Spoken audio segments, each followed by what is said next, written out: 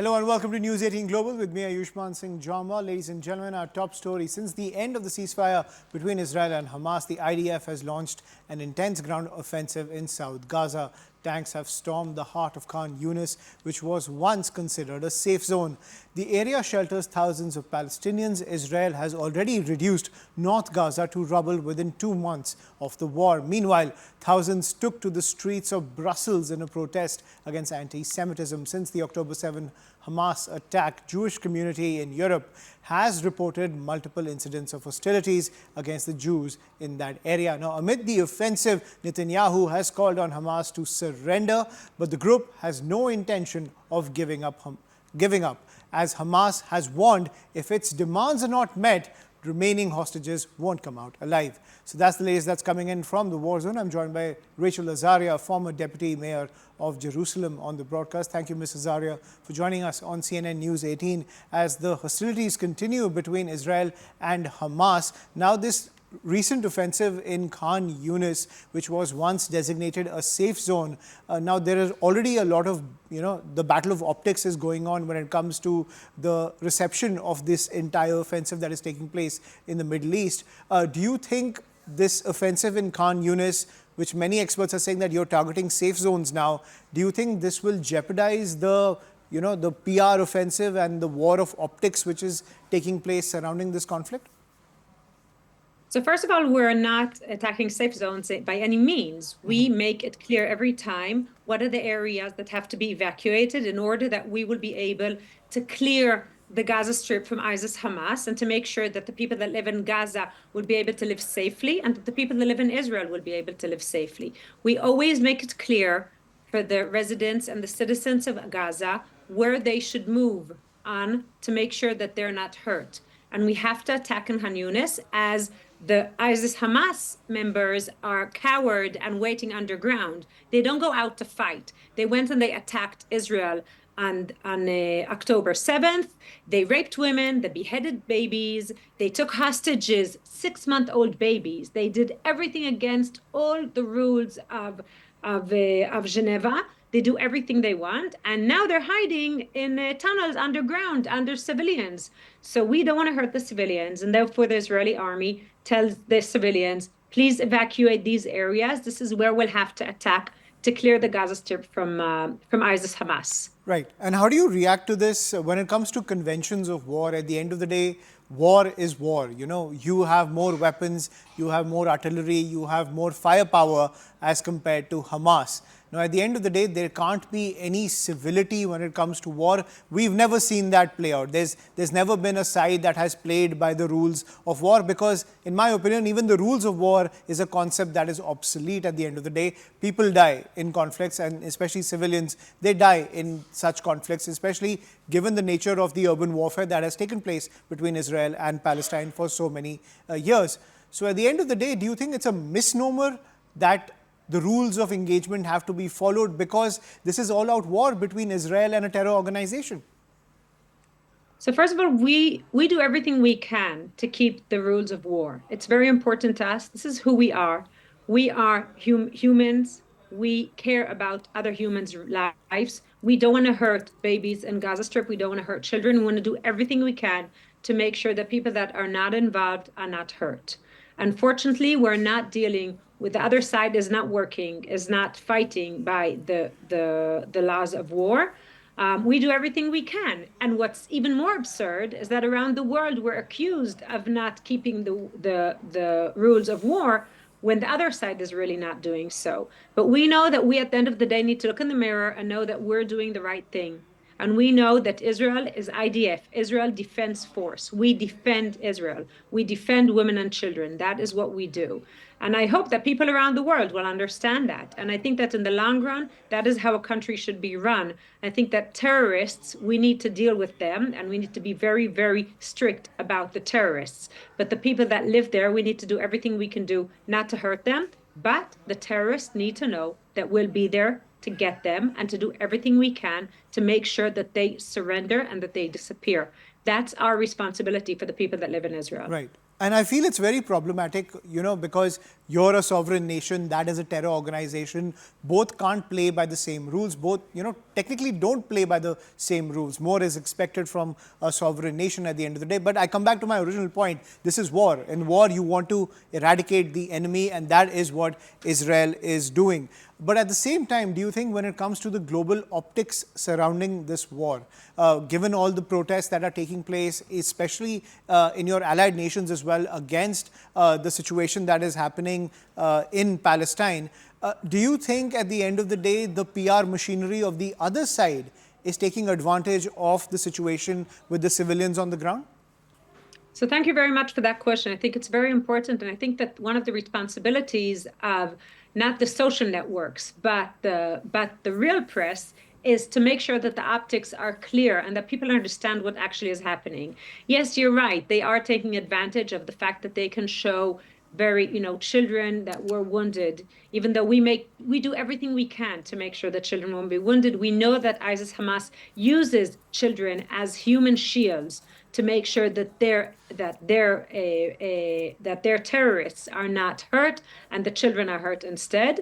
And unfortunately, that's used by people that manipulate reality, that they have an interest to show the Palestinians as weak, and and us as attackers, even though that's just not true. We were attacked. People that lived their lives, people that went to a party to enjoy nature, the Nova Festival, and they were just slaughtered and raped and kidnapped, and really horrible things were done. I think that the world has to understand that once this happens in Israel, if we're not very, very clear towards these radical groups, that we will not agree for that to happen, that we will chase them everywhere around the globe to make sure they pay the price. If we don't do that, we know that the price that everyone is going to pay in the world is going to be very high. So unfortunately, we see that there are groups that are manipulating the truth, but we see at the same time that we have a lot of support from the leaders of the country, that they understand the difference between the optics and the truth.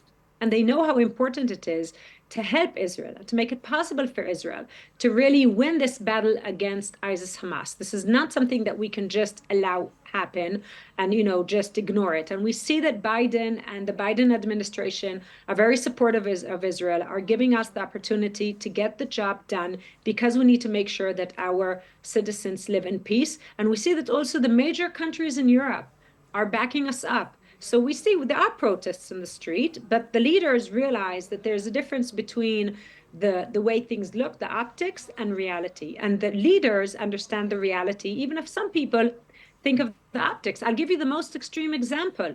There are queers for Palestine in Europe, and in Gaza Strip. Whenever anyone is suspected as being a homosexual, they are thrown off the roof, and they're murdered and they're attacked. And so these group in Europe and in the United States think that that's like the right thing to do, and they don't realize the gap between the optics of Gaza and what's really happening there. So this is part of the responsibility of the press and our responsibility, and working very hard on it. I don't think that they are winning. I think that there is a group, especially like on TikTok, the younger people, that's what they think. But I think that we see that when people get a little older, usually they can understand more of this conflict and a bit more of what's actually going on. So I know that we're going to continue doing the right thing. I know that we're going to work and fight by the laws of war, the Geneva laws and all the laws of war. We know that we're going to do the right thing. We know that this is the way we live our lives. And we know that in the long run, when you do the right thing, so you win. We'll be very strong, very strict. We're not going to give up. We have hundreds of thousands of Israeli soldiers out there. We have families that the fathers were drafted, and we're all here strong and work together to make sure that we'll win this battle. We just have no other choice. Absolutely. And I want you to demystify something when it comes to the situation of the Palestinians who've been living under Hamas rule. Do you think that the reality of living under Hamas rule is something that is not actively communicated? How people are living under Hamas rule, number one. Number two, are you finding it difficult to differentiate between Hamas and a regular Gazan at the end of the day, given the support Hamas has in the Gaza Strip? And number three, Do you think it's time to call out the other Arab nations who refuse to take Palestinian refugees? So I'll start with the first. I think it's very, very hard living in the Gaza Strip. I think that living under living under Hamas is horrifying. We know that they take all the goods. We know that all the money that was passed through Israel from Qatar all the way to the Gaza Strip to help for humanitarian issues and affairs. We know it was all used by Hamas. We know that people, ISIS Hamas, we know that people in the Gaza Strip know that. We know that they use UNRWA, the UN organization for the refugees. They use it. Hamas uses everything and anything that there is in the Gaza Strip. They don't leave anything for the residents, for the citizens of Gaza, and that is horrifying. That's what's happening, and that's what it means living under ISIS Hamas. We know that there are today people in the Gaza Strip that say that all of the big trucks that are coming in with humanitarian aid, with food, they all go underground for Hamas, for ISIS Hamas. They don't, the refugees, the people there, the children, the women, the people that really need the food don't receive it. And that's just, it's horrifying. We allow trucks to go in. There are donors that bring the trucks in. The UN brings trucks in. And Hamas, ISIS Hamas steals the food from the Palestinian residents. This is horrifying, but that's what's happening there. We make a big effort in our minds to make to differentiate between Hamas, ISIS Hamas, and the residents of Gaza. It is hard because we know that they're brainwashed. We know that the ISIS Hamas is very strong there, and it's very hard to differentiate. But we do every effort we can to differentiate, also in the way we perceive them, like mentally, the way you were asking. I don't, regarding the other Arab countries, I think that the other Arab countries, they're doing very major steps towards understanding the real situation. There was an effort made by the Arab League to be 100% pro the Palestinians and pro Hamas, ISIS Hamas, in this conflict. And it was banned by some of the countries, some of the Arab countries. So I think that they are starting to realize that they can't just give this carte blanche and, let ISIS Hamas do whatever they want and just stand with them. I think this is something that's changing. I think that this is something that ISIS Hamas did not realize when they started this battle. They thought that they will attack, they will kill, they will murder, they will rape, they will do all their horrifying things. They thought everyone will join in. They are surprised that no one is joining in. They're surprised to see that Arab countries are not 100% supporting them. They're surprised to see the way the Egyptians are behaving, the way the other countries in the region are behaving, right, the way the Emirates are behaving, the way Saudi Arabia. They see these changes, and I think they are shocked. And we need to work very strongly to make sure that the Arab countries in the region change the way they perceive the Israeli-Palestinian conflict and realize that we have radical Islamists that are trying to take over the region. They're first fighting against Israel, and later they'll fight against other important countries in the region, and they have to be in the right side of history. But I think that this is change that's happening, not as rapidly as we would hope, but it's change that's actually happening. Right. I want to talk to you about the situation inside Israel now. We all saw those visuals of those families being reunited after that first batch of hostages were released by Hamas. Very emotional moments for so many families who still have their loved ones in the custody of that terror group. Now, given the fact that you're fighting terrorism inside Palestine, there is also the pressure on the Netanyahu government to get the remaining hostages out. That is a serious challenge when it comes to managing the expectations of the people of Israel. How do you decode that? So this is an ongoing discussion. Unfortunately, ISIS Hamas were not playing a fair game, and like the trade, they weren't being fair. They was behaving so rudely that even Doha, Qatar, put a lot of pressure on ISIS Hamas to at least complete the first part of the agreement regarding the refugees and the ceasefire, or the break in the war. Now they're not offering anything serious, and we need to get the job done. We are making a lot of efforts to free as many as we can along the way. Unfortunately, they're not coming with any real suggestions. So we're doing what we need to do to make sure that Israelis will be safe. It is challenging, and also hearing the stories is heartbreaking. There are families that the children came home, the mother came home, the father didn't, or families that didn't come home. We have the Bivas family that they have two little kids, two little babies, a mother and a father, and none of them were released. We don't know what's happening with them. This is really the fact that the Red Cross cannot come and visit them is just horrifying. We don't know of many regimes around the world, and ISIS Hamas basically is ruling in Gaza. We don't know of places or other countries or other groups around the world that Right. actually kidnapped 6-month-old babies. This is horrifying. It's not something that's supposed to happen. Unfortunately, that's the way they're playing the game. We are doing, or not playing the game, that's the way they're behaving. We're doing everything we can to release the hostages. We do assume that at a certain point they will use the hostages for another round, but we think that it will be when they feel even more and more threatened, ISIS Hamas. And that's why we're fighting very, very strongly to get to the moment that they are really threatened. And that's what we believe, that's what we assume, that's when they will come out with another offer. We're doing everything we can to bring everyone home, as many as we can. Unfortunately, we're dealing with this horrible enemy that they just couldn't care less about anyone, any human lives except for Absolutely, themselves. absolutely. And that is a tightrope, a huge tightrope walk at the end of the day. My final question, Ms. Azaria, you are fighting an enemy that wants to erase you off the face of the map. Let's be clear about that. That is the end game of Hamas, and you're fighting that level of terrorism. Now, given the firepower that you have, number one you're facing off against Hamas, and as you were pointing out, given the support that you have from so many Western allies, do you think that this is an opportunity for you to end this conflict that has plagued your country for so many decades once and for all? I think that I don't know about ending the conflict. I think that we can really change the game, change the rules of this conflict.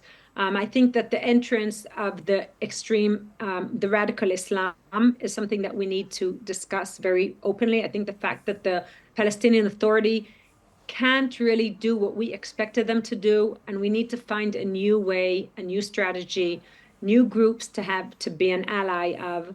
Unfortunately, this is something that we've been knowing for a while, but now it's very, very clear. We have tried, and that's something I have to say about Israel. We've tried any possible way to deal with this conflict and to try to end it in peace. We tried evacuation from the Gaza Strip that we did, Ariel Sharon when he was the prime minister.